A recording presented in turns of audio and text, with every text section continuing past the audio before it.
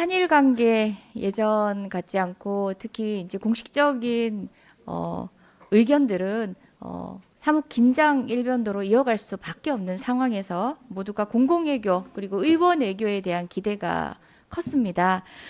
작년 이제 한일 관계가 악화되는 상황에서 한일 의원 연맹 굉장히 오랜 역사를 자랑하고 있는데요.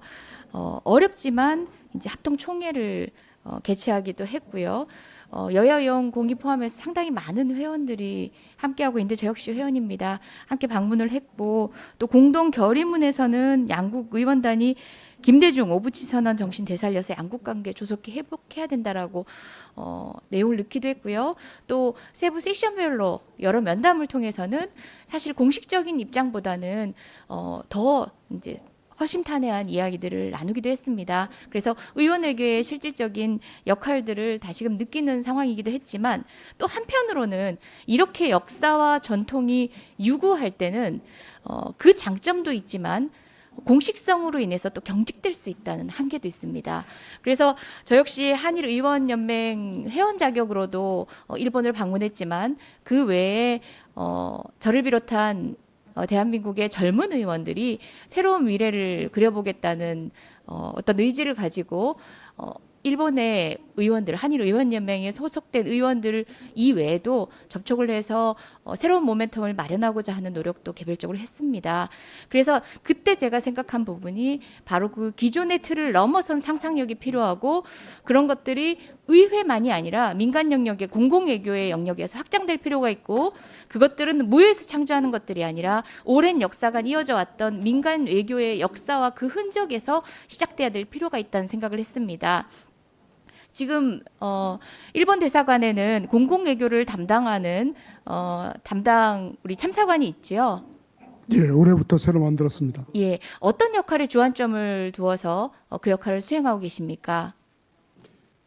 지금 작년에 저희들이 그 작년 국정감사 시에도 의원님들께 말씀드렸습니다만 그 일본 내에서의 그 한국에 대한 그런 인식, 감정들이 상당히 좀 양국 관계에 큰 장애 요소가 되고 있기 때문에 그러한 것들을 타개하기 위해서는 무엇보다도 우선 그 소통이 가장 중요하다고 생각을 했습니다. 그래서 그런 소통을 위한 여러 가지 그 프로그램을 만들어내는 그런 활동을 하도록 그 예, 담당 참사관한테 임무를 줬습니다. 예, 우리 우리 외교부 유감스럽게도 하여튼 작년에 예, 예산도 많이 지원해 주셨는데 올해 하여튼 그 코로나 때문에 예산을 거의 좀 쓰지 못하는 그런 지금 어려운 상황에 처했습니다. 예, 공공외교는 지금껏 우리 외교부가 경험했던 외교를 기반한 상상력으로는 풀어낼 수 없습니다. 공공외교 그렇게 한정적으로 생각하시면 안 된다는 얘기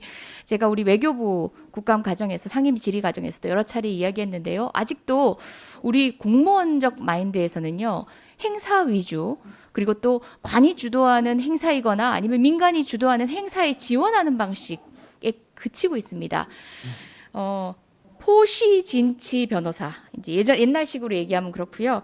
후세다 다스치 변호사 소위 우리 독립운동가들을 변호해서 일본 내에서 변호사 자격도 박탈당하곤 했던 기억하시죠? 아마 대사님께서 처음으로 그 이기부쿠로에 있나요? 그 묘소를 그 기림비를 그러니까 기념하는 비를 참배를 해서 예, 저 나름의 참배했습니다. 역할들 기리고 계신다는 말씀드렸고요. 노무현 대통령 건국훈장 애족장 일본인으로 최초로 받는 그런 우리나라로서는 다시 되새겨보고 기리고 있는데요. 저는 그 흔적에서 사실 찾고 싶었습니다.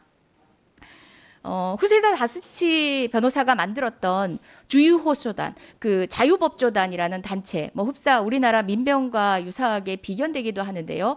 그 역사성 있는 단체의 활동들, 일본의 평화헌법을 지켜내기 위한 활동들, 그리고 우리도 차마 챙기지 못했던 우리 위안부 할머니들을 위한 여러 가지 활동들, 그리고 일본 내에서 이런 한일 관계가 강제동원 문제로 경색됐던 상황에서 우리 변협하고 한일 변호사가 공동 성명을 냈습니다. 작년 일입니다. 강제동원에 관한 한일 법률가 공동선언에서 강제동원 피해자의 배상 청구권 소멸될 수 없다라는 의견도 냈습니다. 그런 자유법조단의 활동만이 아니라 일본 내에는 굉장히 건강하게 역사를 바라보는 여러 활동들이 있습니다. 지금 보고도 하셨다마는 헤이트 스피치와 관련한 여러 조례 제정 활동에도요. 우리의 여러 교민들의 역할, 그리고 또 일본의 건강한 시민사회의 역할, 또 정치 세력의 역할도 컸습니다.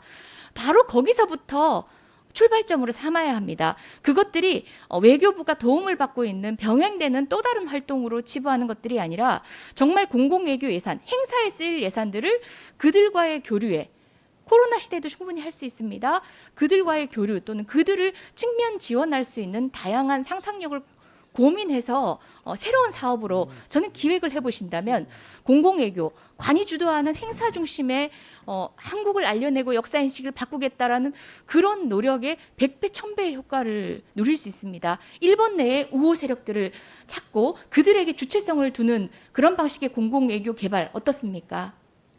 네, 말씀하신 대로 하여튼 그런 분들의 지금 활동이 굉장히 위축되고 많은 그 어려움을 겪고 있는 그런 상황입니다. 저희들이 공간에서도 그분들이 좀 보다 더 활발한 활동을 할 수 있도록 지원할 수 있는 방안에 대해서는 말씀하신 대로 여러 가지 방안을 강구해 보도록 하겠습니다. 예, 뭐 구도심으로 불리우는 이케부쿠로 같은 경우도 저는 그곳을 가면 정말 후세다 다스치 변호사를 떠올립니다. 그분을 알고 그분을 기리러 참배하셨다는 얘기를 듣고 대사님께 기대를 하고 있는데요.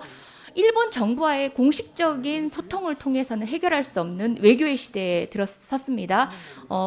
보다 좀 적극적인 노력, 그리고 또 기존의 상상력을 뛰어넘는 아주 불편한 노력이 필요한 때입니다.